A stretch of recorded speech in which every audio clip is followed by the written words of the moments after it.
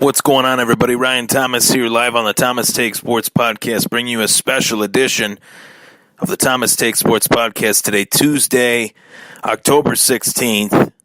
And my words are just, it'll be very tough for me to put these sentences together, so bear with me. But to start off the show,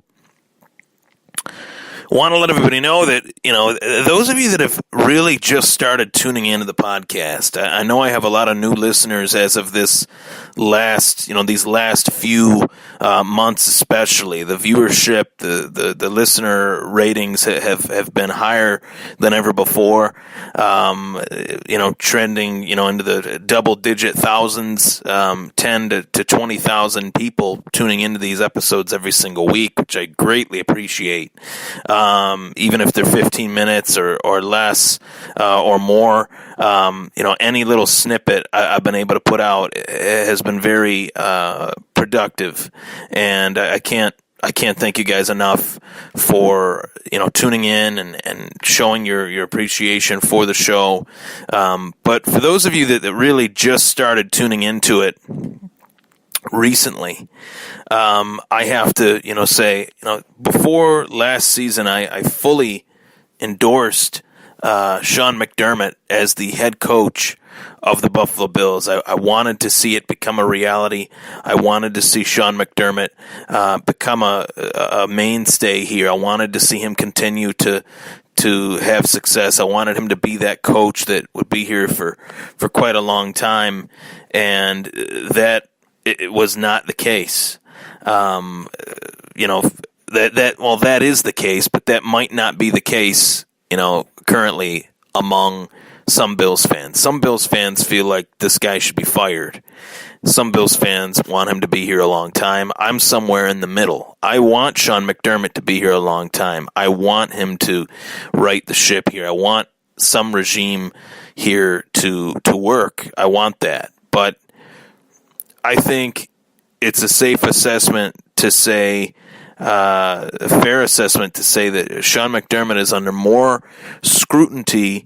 He is under fire and should be under fire now more than at any point in his career.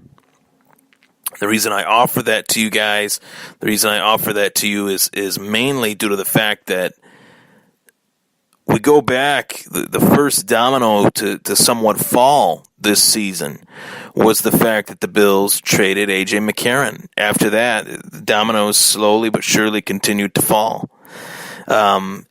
They judged, as they're supposed to, they judged the preseason performances of these players as to their fact that they should make the team. And I disagreed with that because the preseason is not a good way to judge true NFL talent because they're preseason games.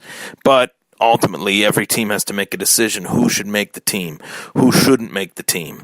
And ultimately, the Buffalo Bills decided to go in the direction that they did at the quarterback position by only bringing in Josh Allen and Nathan Peterman and no veteran, by trading A.J. McCarron to the Oakland Raiders for a fifth-round pick.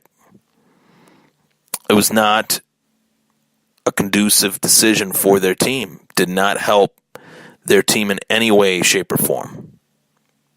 And as much as I hoped that it would work out, I'd hoped that Josh Allen would be the stud and he would elevate the play around him. He's such a young quarterback that he needs playmakers around him at this point in his career. And eventually he might be that guy to where he can help out the players around him. But as of now, he's not that guy. And that's okay. That's okay that he's not that guy. Not many rookies are that guy right out of the gate. Only the truly elite all-time greats are that guy right out of the gate.